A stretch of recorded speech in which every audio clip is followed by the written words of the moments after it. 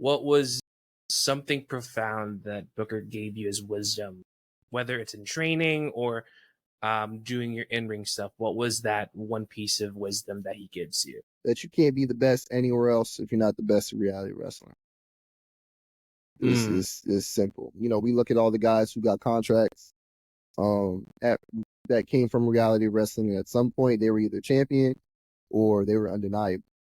You know what I mean? So reality wrestling for me is a special place because iron sharpens iron here. If that makes sense. Like, I've been blessed to have some of the best vets in the world.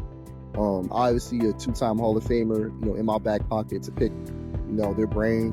But the biggest thing Booker told me, my first day, the very first piece of advice he gave me, no matter, you know, all the things since then he said, the first day he met me was, look, kid, what you gonna do, separate yourself, because you gotta be, you know, the best here before you be the best anyway. And I just had that approach every single day. This is the second episode of the second season of Crash Course, and we have a relative newcomer, someone who's breaking into the scene. We have Quentin Wynters here on the program. How are you? Good, man. Appreciate you having me on. Of course. So this series, we talk about reality of wrestling as the wrestling school that's going to be highlighted. How long have you been training? I started training August 21st, 2023, excuse me. So I gave myself a little birthday gift for my 22nd birthday. I said I'm gonna go sign up for reality wrestling, and last August made a year. Oh, okay, awesome. And I'm sure there's wrestling schools here all over Houston, and out of all those picks, why reality? So I'm not from Houston. I'm from Bridgeport, Connecticut. Wow. Okay. That's even man. better. I'm from Bridgeport, Connecticut. The biggest city in Connecticut, about an hour outside of New York City. And I'm a former college basketball player. So once I got out of that transition, I knew I wanted to be a professional wrestler. I wanted to set myself up to be around the best. If that makes sense. And really just challenge myself. I didn't really do that too much with basketball. So going into wrestling, I really wanted to get the best experience I can really get anywhere else. So I was at a different school up in Worcester, Massachusetts, Wrestling Open for a little bit for that summer. And then I had transferred down to reality wrestling once the end of that summer was over. And I knew I was going to reality wrestling once I wanted to become a professional wrestler because of listening to Booker T's podcast. One thing, you ever listen to his podcast, first thing you're going to do is promote him some reality wrestling, right? Of course, that's his brand, of course. I was, you know, working in a bar at the time. I was in the kitchen, headphones on, doing research about the business, and I came across Booker's podcast. He was always talking about reality wrestling. So that spring break, I went to Houston. I wanted to see, you know, what Houston was like, what the vibe was, what the school looked like. This is when they were at the old building.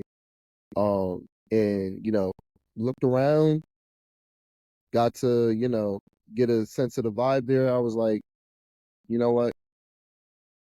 Why not? You know what I mean? Because I would regret it if I don't come. For me, I just knew the history, knew the man who was, you know, who created the school in the sense of a 2-time Hall of Famer. I just had one of those epic moments where it's like, what can I lose and what can go wrong? So that's what brought me to reality wrestling, man. Just really wanted to challenge myself and to really bring the best version of myself out, as it is to be a professional wrestler or a sports entertainer. Because where else, right? What was that move like? Because I'm from the East Coast, Really? so I'm in New Jersey. Okay. So moving to Texas and adapting to basically another, as much as I have pain to say Texas is a different country.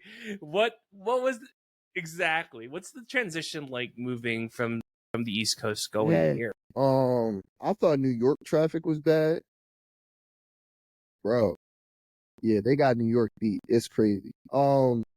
The transition was really, really smooth, surprising. So I, you know, packed all my stuff here in my 2005 Mazda 3, took the drive from Connecticut to Houston, and as soon as I got out the car, smelt the air, I was like, this is different. But one thing about me is I'm a chameleon. I can adapt anywhere I go. So, the culture here is different in the sense that everybody's polite. People smile. Like you walk in the street, people are gonna say hi to you and hold the door open and all this other stuff. I'm like, thank you. You know what I mean? Who are these people? You know what I mean? Like people like, they're gonna, be a lot more. The Southern hospitality is really a thing down here. So that was, I'd say, the biggest Absolutely. culture shock. It was just how nice people are. But I adapted pretty quick. I got here in August, so one thing I did not adapt to is this heat. I got Yeah. here when it was Yeah. 100-degree weather every day, and I immediately was like, "What am I doing?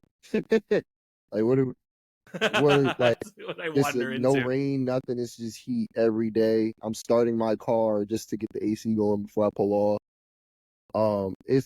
It was a little bit of a culture shock at first. I'm a year in now, so it's not, too bad. I'm a lot more accustomed to the city and to the lifestyle what Houston has to offer. But when I first got down here, for sure, the people, the traffic, and just the overall Southern hospitality, the way Houston operates, so I say the biggest culture shock. Okay, cool. Because I was thinking about that too when you started training within the first few Yeah. months. And what was that learning curve like? Because you went to a Yeah. different sport, and basketball is miles away from professional wrestling. What was that learning curve like, and how did you overcome that curve to really know what you're getting into in the wrestling business? So one thing that really encouraged me, when I got into wanting to learn more about the business of professional wrestling, this was the first or second year that WWE was doing the NIL system.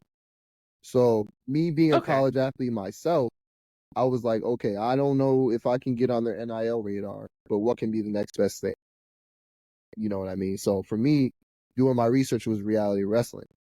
Also doing my research is knowing how many basketball players, came from the sport and ended up having really successful careers. Like Undertaker was a basketball player. Big Show was a basketball player. Right. Dijak was Yep. Division III All-American. All these guys, Lash Legend played at Mississippi State. So there's basketball players in the business right now.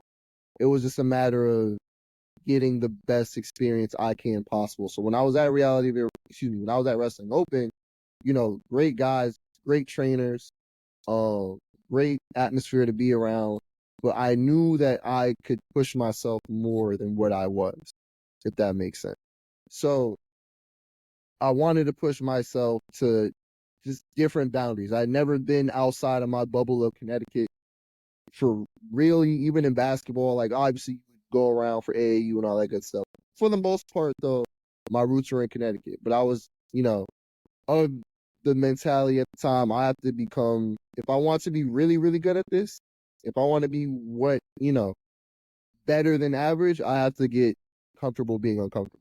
And just this move alone was uncomfortable. So my first week or two at Reality of Wrestling, one of my trainers is Ryan Davison. And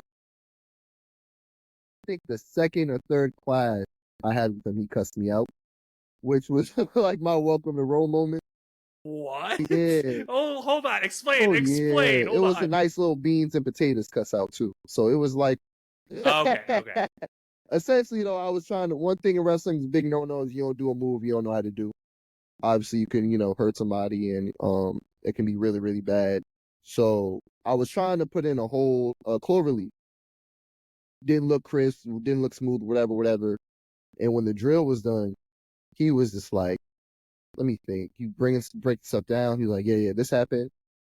And then, oh yeah, you're trying to put people in knots and you don't know what the F you're doing. I'm about to tell people. I'm like, oh, like, whoa, okay. Oh, like this is like cursing me out like he's one of my old college coaches. And I got in the car that I remember after that class, I sat in the parking lot for about 25 minutes, and I was like, what did I get myself into? Because it's no going. Right. I'm here now. It's no going back. So my first 2 months, I'm going to the advanced classes. I'm going to, working with the guys who already have matches, thinking that I'm ready to have a match. Granted, I've only been training for 3 months, 4 months. So, right. I was the most athletic guy at my prior school. So I'm thinking that makes up for a lot. And no, like reality wrestling is not about, you know, coming in here and doing a whole bunch of, moves and doing stuff that, may, just doesn't look up to par. It doesn't look like a TV star. It doesn't look like, something that people can look at and go, wow, we need to watch reality wrestling to look at him. You know what I mean? Because we have a deep, deep roster. And my first Right. couple months there, I had to get humbled quick because it's a deep roster. Everybody's coming for the same. Yeah. Everyone's coming for the same spot. And I needed to be ready for what I wasn't even expected to be ready for. So yeah, my first 2 months there was a crazy learning curve. But with that being said, I also have some of the best trainers and vets in the world that, on my worst days there, they'll pick me back up. They'll tear me back down just to pick me back up. All the guys there, all the trainers there. So yeah, my first few months that fall, when I got there in August to when I debuted in January, that period was just very humbling for me. I'm grateful for it. And I could definitely say that, the work's not done, but I'm very grateful for the move that I made here for sure. And you sense your progress as you go through that training too. Right. Because I mean, just everything's so microscopic at reality wrestling. Like, if your boots aren't tied on right, they're gonna say something about it. You know what I mean? Like, everything needs to look appropriate. Because if you look at who owns the school, Booker T, yes, he's a 30-year vet, but the only thing he knows for the most part is, think about it. Yes, he was in the Global Wrestling Federation. Global Wrestling Federation was on ESPN. WCW was on Turner Network. WWF, he signs, then transitions to WWE. So he's on cable television for over 30 years. So the only thing he knows is the correct way to do things. Yeah. So I would definitely say just seeing that progress and trusting the process, even through the days I'm sitting in the parking lot, like, I don't want to be here. But those are the days that you need. Those are the days, when you're walking in the gym and you're looking at the banners of who's, gotten contracts of the days that you don't want to be there is very motivating. So seeing my progress in the ring, seeing my progress emotionally, mentally, it's been really, really rewarding. And I'm very grateful for it. And I was thinking too, now that Booker has been in this conversation, what was your first impression of him when you started training? I was like, yeah, he's as advertised. I'll say that. I mean, okay. so, Okay, that blew my mind. Okay. he's as advertised. So I got to think. My introduction of Booker T wasn't even him as a wrestler. I started watching wrestling when I was in, how old was I? Had it been 2011. The earliest memory I have of Booker T was him on a SmackDown commentary desk. So I didn't even know he was a wrestler until he went and did a Royal Rumble spot. And I was like, whoa, Booker T is what? You know what I mean? Like, and granted, like, I'm still, trying to understand wrestling as a kid, whatever. But my whole time being a wrestling fan and admiring the business, Booker T was one of those guys that you couldn't help but, appreciate, especially myself as a black man, and just be a fan of because of his personality and, him actually holding gold as a champion and representing what a champion looks like. When I first met him and hearing the expectations he has for his students, not let alone me, the expectations he has for me is completely, the same he has for everyone. His students have to pass the smell test.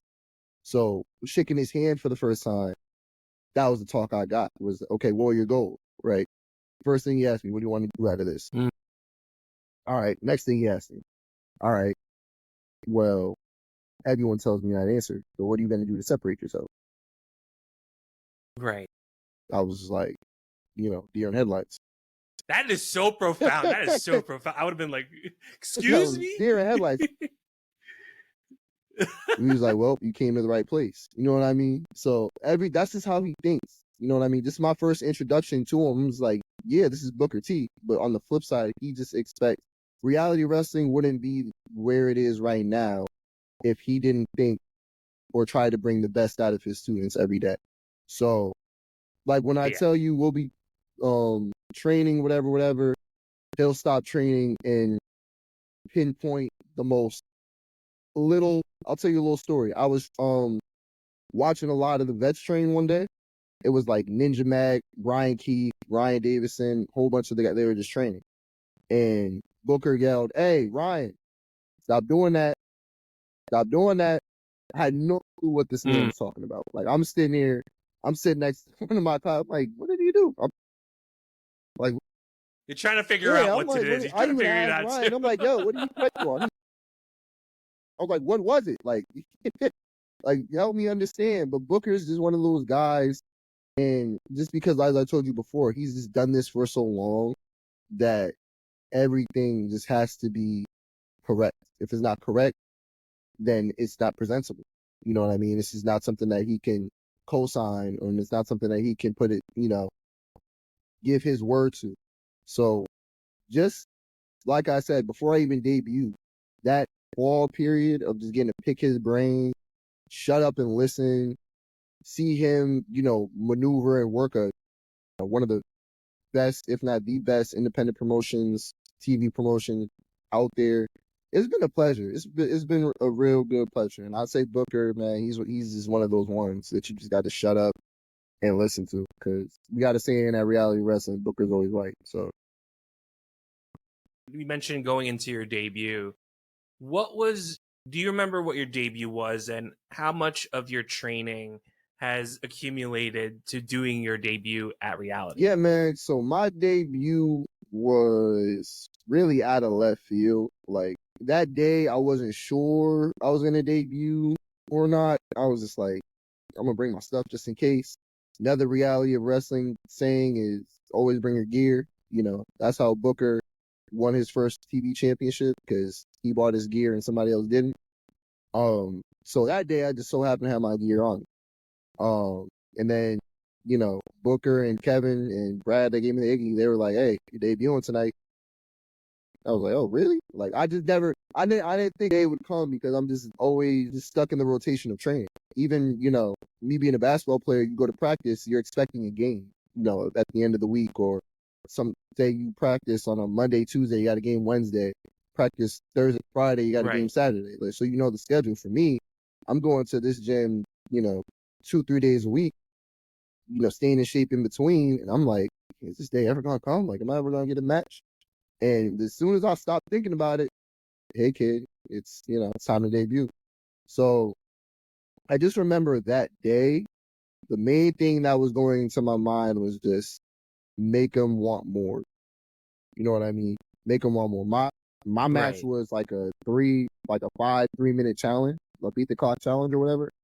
And within that time, I just wanted to make people, even in the locker room, even, the crowd, of course, Booker and all the guys that, make reality wrestling happen. But I wanted to leave a taste in people's mouth that, okay, this kid is here to be a player. And, when I got back to the curtain, first thing Booker said, he just gave me the nod and was like, "You impressed me tonight."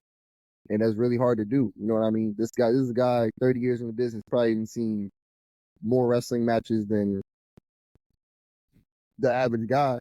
So once I got that nod, and I hopped in the shower and was like, okay, now we're here now. You know what I mean?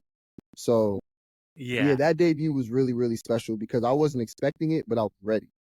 And for me, since that day, one of my main mottos has been luck happens when hard work meets opportunity meets preparation. And the opportunity came into my lap, and I just stayed ready for my time to debut. So that's all that happened. And as each of your matches, as you go through doing these tapings after this period of training, what have you learned with each ring appearance that you've done as you started to really get into the deeper parts of your training at reality?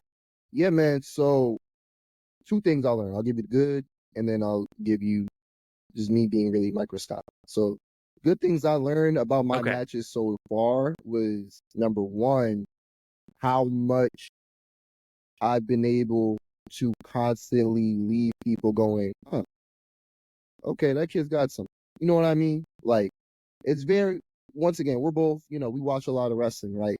And there's a bunch of people, we see on TV respectfully, and, we're just not interested. Or, when some guy or gal's interest comes on, we go to the bathroom. You know what I mean? I remember after my I'm in my rookie year now, and a lot of the times what's happening is after my shows, people are coming up to me asking for pictures and saying, hey, like, great job out there. And hey, like, keep it up. Like, I can really see you doing something. Getting that affirmation, and that positive feedback from, even not only the fans, but my peers, which is really, really encouraging. Um, so that on that side has been really, really great in the good part.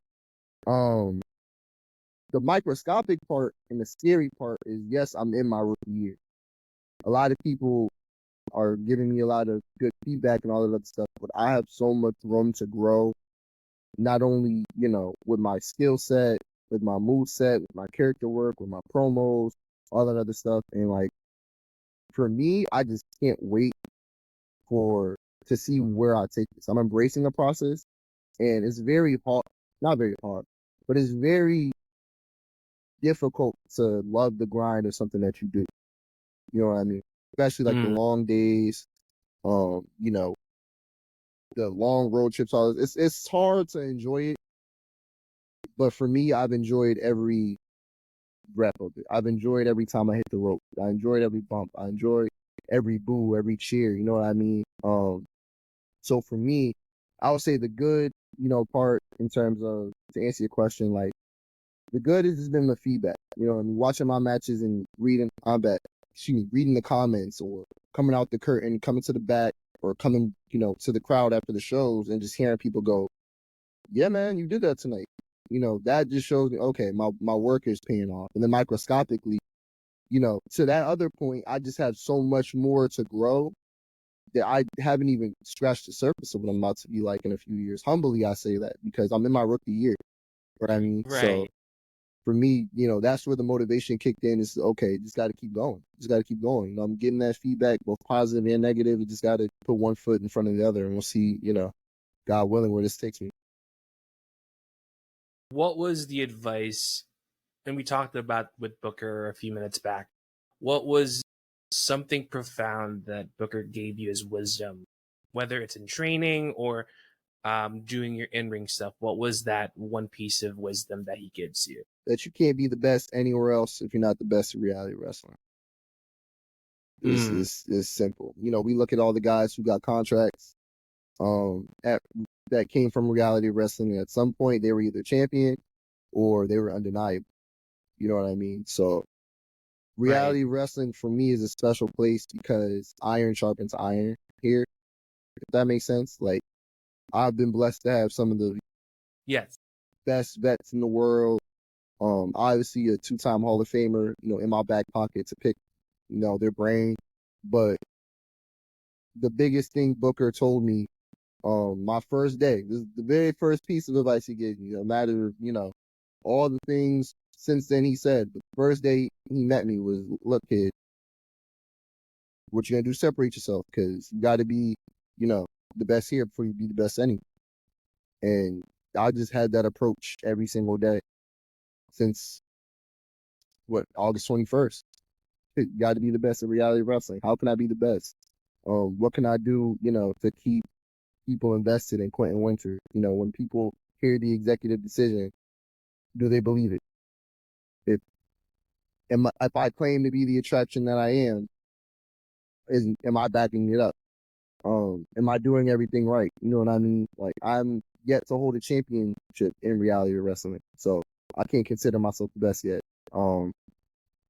Until that happens, and we still got work to do. So, and especially now that. It's interesting, like, to set yourself apart. Like, what have you come across and what have you learned to be at that position to set yourself apart from the other wrestlers at Reality? Yeah, so really this summer taught me a lot about that. I got to take a chance this summer to sit back and really, really watch the product. You know, because my debut happened in January, and I was on every show until May. So I was in my like happy to be here phase. You know what I mean? Like it was one of those things like, oh my God, like I'm finally here. It's great. This summer I really got a chance to just sit back, watch everybody, and listen to the greats. You know what I mean? Listen, like obviously we have a bunch of Hall of Famers, including Booker, who come in the back, in and out of reality wrestling. A bunch of vets that's been doing this 5, 10, 15, 20, 25 years, 30 years. And I just sit back and watch, okay, why are the crowd so invested in these people? You know what I mean? Why, if I want to be the best here, then I need to make the executive decision, all pun intended, to be one of the players that are going to turn heads, that are going to be one of the players here that are undeniable in terms of if a championship is up for grabs, there's no other person that's even viable for this opportunity and to capture it other than me. But in order for that to happen, I got to walk or crawl. I got to see and analyze what talent here has to offer. I got to really, really invest in the product and really lock in on how I can be a main piece here rather than a piece.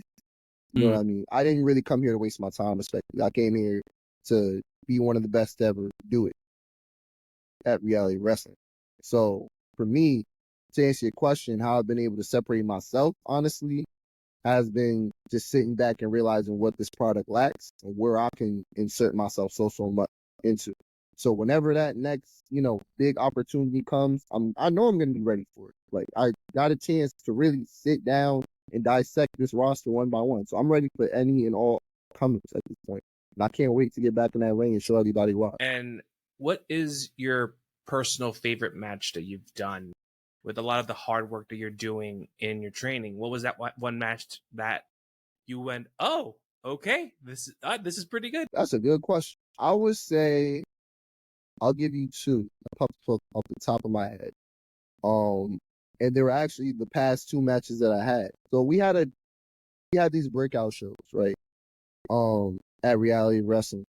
And my match I had with the Savage King was my best match yet for sure. It was a losing effort, but for me, granted, like you said earlier, with my debut to where I'm at now, I got a chance to look back at that match and go, okay, I can see, I'm hanging with the big dogs now for sure. And I'm holding my own at this point. The last televised match I had too, as well, which was the ladder match, 6-man ladder match. I was in there with all former champions. I was the only rookie in there, granted, but as I'm watching myself, as I'm watching the product more, and as I'm watching my development, between comparing those two matches, the ladder match and the match I just had with Savage King, I'm swimming with sharks. You know what I mean? And you can, Okay. I'm swimming Right. with sharks right now, and I'm in my rookie year, and I'm holding my own. So my biggest thing between those two matches is building on top of it. Obviously, I've learned a lot. I don't take losses. I'll take lessons. And I've learned a lot over these past 2 months. And I would say each and every time I've had a match, I'm a scholar at this point. So yes, there's still a lot more room to learn. Yes, there's still a lot more room to grow. I don't have gold on my waist yet, but I'll be damned if I go into this next year and I'm not one of the top contenders at reality wrestling. Just because the work that I put in is undeniable. My hunger, my drive, like this isn't. I didn't come. I said it before. I'm gonna say it again. I didn't come here to waste my time. So my favorite matches so far have, to your point, all been against top contenders. And picking Maven out of my gym didn't even help. That That was, so. I saw that was It's like it's like karma. Karma showed up at that point. And I was laughing. And I never knew it was you because I was like, I saw Maven get out of the ring. I'm like, oh wow, that's karma. Not knowing I'm interviewing you, who's eliminated Maven, who he himself eliminated Taker. It's crazy. Undertaker's my guy, so I had to get him up out of there for him. Have you ever tried going outside of reality and just testing the waters on getting bookings, or is that something that you're still trying to improve to get to that point, or I've already taken bookings outside? Yeah, so this summer, like I said, this is my first time this summer getting a chance to work outside of reality wrestling. So I went back home to Wrestling Open and had a match there. I'm looking to be back there in the holiday season for sure. I got a chance to work a little bit with small Houston promotions as well, just to get those reps. But granted, yes, I'm in my rookie year, which is why I'm so excited for what's next.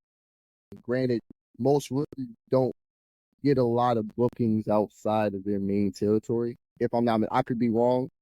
I can be completely wrong. But most rookies usually stay in their dome. I'm looking forward mainly to the wrestler, the sports entertainer that I am for reality of wrestling in the next 6 months to a year to 2 years, 3 years, and letting the bookings just come. Because like I said before, I can't be the best anywhere else before I'm the best here. So I know those bookings will come. I know that I've been doing the networking. I've been shaking hands. I've been, one of those guys that promoters have their eyes on for sure. It's just a matter of, like I said earlier with my debut not too long ago, preparation and opportunity. I'm just preparing right now for those moments because I know once they come, they're not going to stop. And I'm thinking about when you do take those bookings outside of reality, how much of that training has pretty much stayed with you? For sure. When you do book. For sure. I'll give you an instance too. When I was at Wrestling Open, everybody, granted, it had been almost a full calendar year since I left. And after that match, I got to the back and everybody was like, just impressed as far as how quickly I picked things up. You know what I mean? Everybody was like, wow, like we remember when you left and how you left. And then you came back and it was like a whole different guy. Even when I'm in training and we have people, coming from out of state just to come train with us, and guys will be like, yeah, I'm 2, 3, 4 years in. 2, 3, 4 years in somewhere else isn't 2, 3, 4 years in at reality wrestling. It's just not. It's the different training. It's different attention to detail. It's just different. So even when we have, different guys come in, I'm getting a chance to roll around with different guys. I see the difference already with what I do in training and what I was able to do when I went back home to, what's being presented to me with the guys who have experience. So I've definitely gotten a chance to see, back to your earlier question about progress, of how quickly I've gotten to progress within this sport. And I'm just looking forward to it, man. I'm like I'm like a tiger in a cage that's ready to rip it open, because it's just like I can feel something in my gut, something special coming, and it's just I'm just waiting for that opportunity. It's back to basketball. I'm just waiting for my number to be called. Yeah, because I was thinking about that too. Because from what I'm hearing too is those promoters who are outside of reality, they sense something different whenever you try to work with them. That's how I'm hearing it, because they were like, "Oh, this guy's okay. He's in reality. Okay, I'll give that a shot." Exactly. Because we're a little bit spoiled at reality wrestling in the sense of we're on TV, so we get TV reps. That's all we know. So, but mainly my training, at Wrestling Open, which is on IWTV, and with reality wrestling that has almost 1 million YouTube subscribers, being in front of a camera, especially with basketball, is really all I know. So a lot of those guys, on the indies, they don't get TV reps until year 2, year 3, some year 5. You know what I mean? So I've been definitely blessed in that aspect, just to have been set up and to set myself up for the opportunities that I've gotten so far. And I made my debut in January. I stepped in reality of wrestling doors little over 10, 11 months ago, and excuse me, a little over 15 months ago. And man, this has been a blessing so far, and I just can't wait, for the future. We're very, very new into this, and I just can't wait to see what's next to come. So throughout that time with your goals, and you kind of mentioned it earlier in the episode, if you want to like expound that, like what are you looking forward to now that the year is almost close to an end? What are you looking forward to? Not the years for the rest of the year in your career. For the rest of the year for 2024. 2024, I want people going into 2025 looking at Quentin Wynters and going, yeah, he'll be champion at the end of this year. Like, undeniable. We only have a few more months in a year. And for me, my biggest thing we're about to be in October, November, December, is everyone looking at me like, okay, he's next. He's next. And we all should know it by now. I don't call myself the executive decision for nothing. It's who I am. I came here to be a top contender and to be a top player. And for me, the rest of this year is devoted to making sure that everyone who sits in those black chairs at Reality of Wrestling knows that. If they don't already know, then they sure will soon enough, because the executive decision is coming, baby, for everything. We'll end our conversation with this. And if you're at a wrestling show and you work an event, whether it's in Reality or some other promotion that you're working with that night, and someone approached you, of course they'll say good job. Of course, they better say that. Hopefully they don't do anything weird. But to have them ask this, for them to ask this to you, where can I start being a wrestler? What would you like to talk to them about? Being a wrestler. So number one, obviously you gotta go to wrestling school. When I first got into wrestling, that was my biggest thing, was like, how the heck do you become a professional wrestler, right? Obviously you gotta go to wrestling school. My biggest advice to anybody who wants to become a professional wrestler is find the school that is going to push you to become your best. Whether that's a Reality Wrestling, which has been a complete blessing to be at, which, they're top tier, and everyone in the country who's a wrestler knows this promotion. Whether it's, you're up north, whether it's Florida, whether it's California, Oregon, the Midwest, whatever. There are Hall of Famers and there are creditable people out here with school. Do not go to a school where you are going to feel comfortable.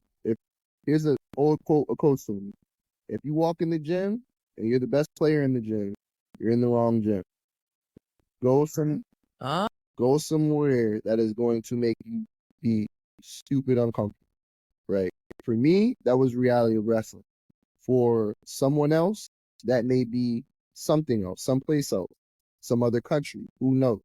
But as I said in the beginning of this interview, I had to be comfortable being uncomfortable.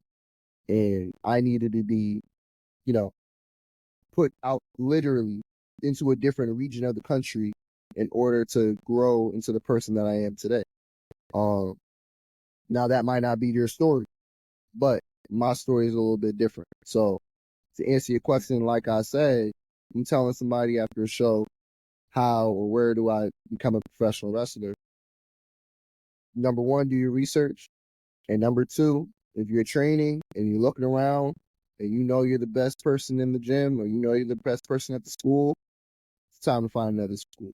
At least among your class. If you're the best among your class, right?